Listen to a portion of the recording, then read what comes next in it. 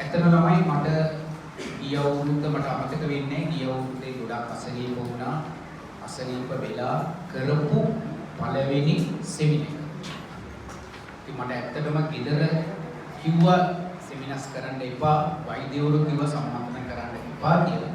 නම් මම මේකට ආවා. එදනවා මට ගොඩක් වටිනවා. විභාගෙ ගන්න ළමයි. ඒ වගේම ඔයගලගේ ආදරණීය ගුරුවරයා තාරක සර්ගේ ඉල්ලීම මට අනිවාර්යයෙන් ඉකට දාන්න බෑ. එතුමා කිව්වා ඇත්තටම මේ වෙලාවේ සර්ගේ මේ ඉල්ලීම කරන එක අසාධාරණයි. මේ ඊයේ කියලා අද සෙමිනාර් එකක් කරන එක.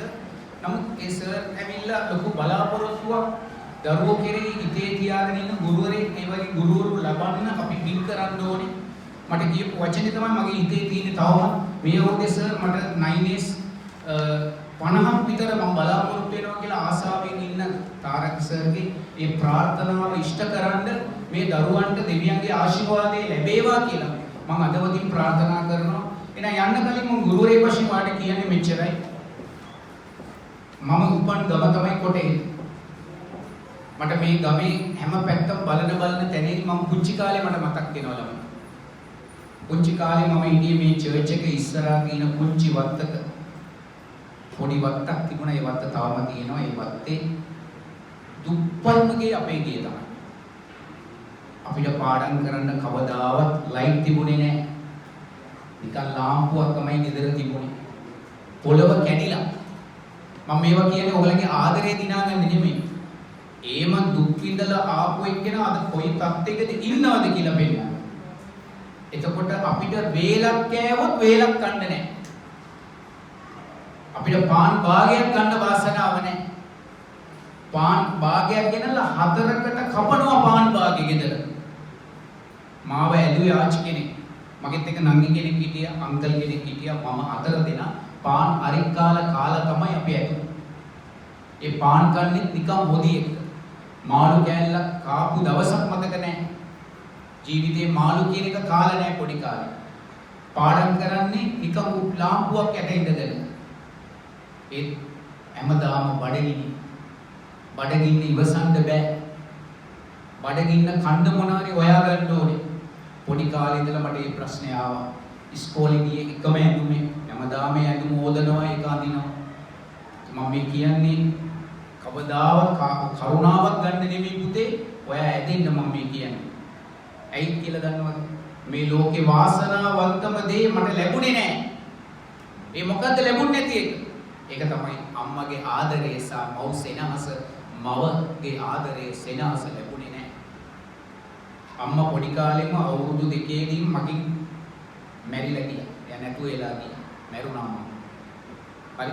ඒතර අම්මගේ ආදරෙත් නැහැ, තාත්තගේ ආදරෙත් නැහැ. එයාත් නැති වුණා. ඊට පස්සේ තනි ආච්චි කෙනෙක් අදපු ළමෙක් තමයි මම. මට මේ ප්‍රදේශේ දකින්නකොට මගේ පරණ මතකයන් මට එනවා ළමයි. ඒකයි මම කියන්නේ. හරි අමාරුවෙන් ජීවත් වුණේ අපි. grade 7 එනකොට අපේ බඩගින්න අපිට ඉවසන්න බෑ. කවුරුත් නෑ අපිට කන්න බොන්න දෙන්න. ඊටපස්සේ තමයි මම තීරණය කළේ මේක ජය ගන්න ඕනේ. මම පොඩි වැඩි. නම් මට කරන්න පුළුවන් දෙයක් තියෙනවා. මොකක්ද ඒක?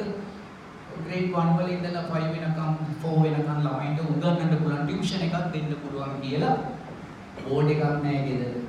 බෝඩ් එකක් අදන්න සල්ලි නෑ. ගෙදර දොරේ පිටිපස්සේ බෝඩ් එක වශයෙන් පාවිච්චි කරලා උගන්වන්න පටන් ගත්තා. පොඩි ළමයි බෝඩ් එකක් නැහැ. සමහර ඒවා ලිහිලා පෙන්නලා උගන්වනවා. මගේ ගාව මුලින්ම ඉගෙන ගත්තේ grade 1 2 ළමයි. ඒකෙන් ලැබුණ පොඩි මුදල. ඒ චූටි මුදල එකතු කරා. එකතු කරලා මගේ ඉගෙනීමට මට ඉස්කෝලේ යන බස් වල වියදමට හොයාගත්තා. ලොකු ගාණක් හම්බුනේ. grade 8 වෙනකොටත් ඉගෙනනවා, 9 වෙනකොටත් ඉගෙනනවා. O level කරනකොට O level ළමයින්ටත් ඉගෙනනවා. ඊට පස්සේ A level කරා, A level කරනකම O level පන්ති පටන් ගත්තා. ඊට පස්සේ මට A level කරාට පස්සේ රැකියාව ලැබුණා උෂ්කපොඩ කොළඹ එකේ.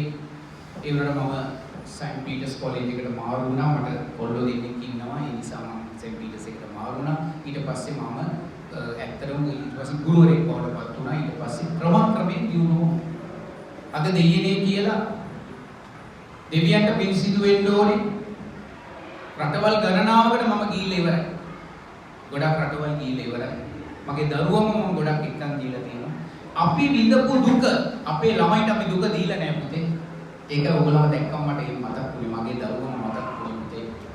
ඔයාලා ඉගෙන ගන්න. මේ ජීවිතේ ලබන්න පුළුවන් වාසනාවන්තම කාලය තමයි ඔයාලට ලැබිලා තියෙන වයස 16.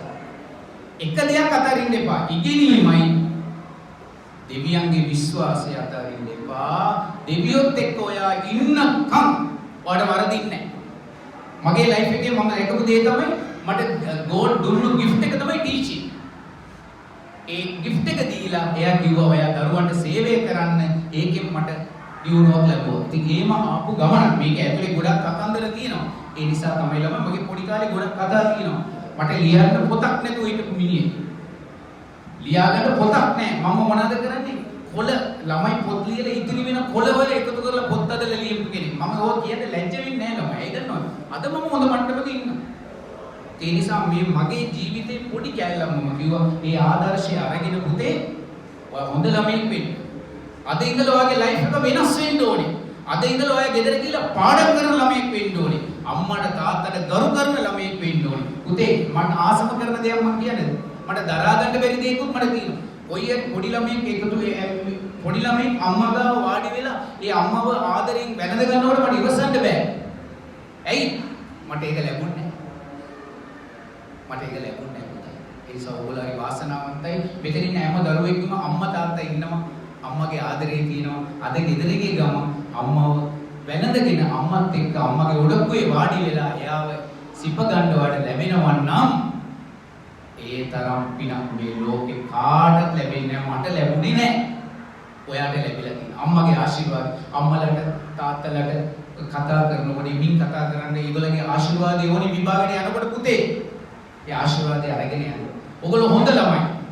ඔයගොල්ලන්ට කවදාවත් මම දැනුත් කියන්නේ මගේ දිවෙන් මේ කියන දේ කවදාවත් වරදින්නේ නැහැ.